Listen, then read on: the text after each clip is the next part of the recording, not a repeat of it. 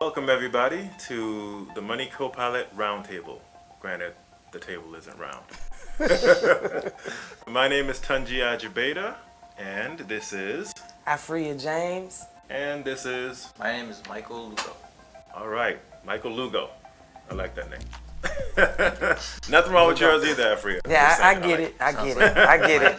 I get it. I get it. So we're just gonna talk over a couple of financial topics. We're feeling in the mood to discuss a few things here. So we'll get the topic started. I'm a father. I have someone who's recently started college, and so she's starting to get into understanding how to deal with a checking account and debit card and all these things. And I noticed all of a sudden she's getting all these fees, overdraft fees in her account from the credit union of all places, making transfers from her savings account to her checking account. I'm like, what are you gonna do? $3 at a time. So Right. it's like death by 1,000 cuts. Right. So I had to actually school her and let her know, look, if you don't start planning, this is gonna eat up all your savings Right. with them making all these transfers for you. How were you, when you were younger, of course, able to figure out the best way to handle your finances, whether it's debit card, checking account, or anything to that effect? You want to take that one first? Well, I'm in college currently, All right.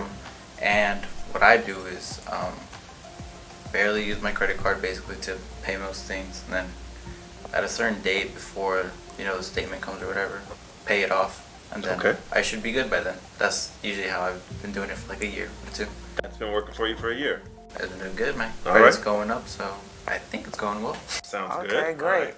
How about Do you feel itchy to spend more, or are you? This is what I want to know.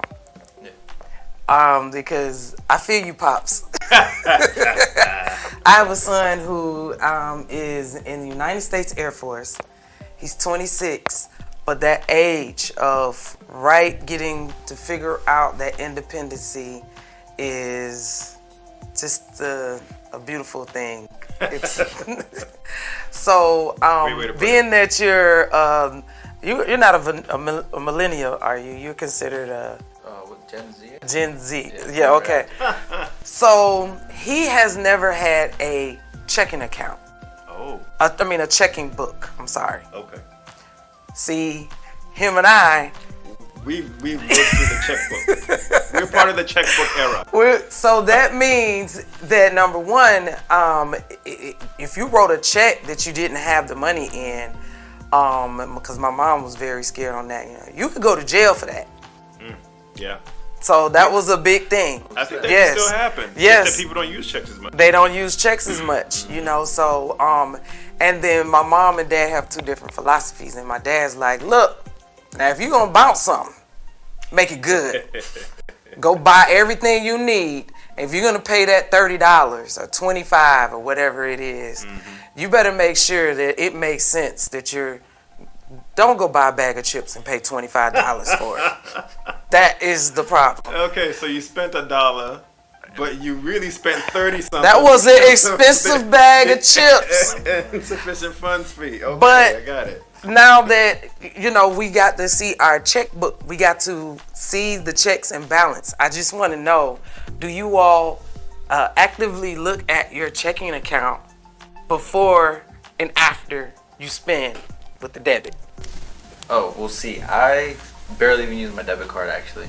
Okay. So I do look at my checking Right. account when I buy something. So like, if I use my credit card, for example, I gotta make sure like at least I have like 3-4 times at least Right. more than that. If it's like over $50, something like that. Afrieya, I think Michael is balling.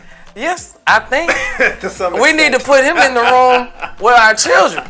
That's what it is. All right, Michael. Okay, we got you. So this is an interesting thing because you bring up the whole idea of checks and what can happen when you write a check for money that you don't actually have in the account. But there can be so many different scenarios where you thought you had the money in the account. It looked like you had the money in the account, but by the time the check clears, the money is not in the account. And that can happen with debit cards too, depending on how these stores reconcile the payments that they have collected, because you may have bought something a week ago, but Right. it didn't clear because the store didn't reconcile their payments until today. Right. That's really hard to deal with on debit cards. One of the reasons why I tend to focus on using a credit card to pay for anything and then have to pay Yes. the credit card off. Yes. But I all do these too. pitfalls. Oh, you do that as well? Yeah, Okay. that's and that's kind of like what you're saying you do. Right. what I do. Hey, we just have consensus here. Using a credit card or that mechanism to go through and manage your finances, that works better than doing just enough with debit cards. Yes. And on that note, I think we can call this one done. We actually got to consensus. Didn't take that long, now did it? Didn't take long. We figured it out. I hope that helps someone else, child, someone personally. I hope it helps them out. Indeed. And if you need help going beyond that, Moneycopilot is here. We're here to share, we're here to help, and hopefully you will be able to improve your life paying attention to what we're doing. Thank you so much for watching. Any final words, Michael? Be careful how you spend money. I don't know. That's good advice. He said it. He said my last piece for me too. All right. Take care, everybody. Bye.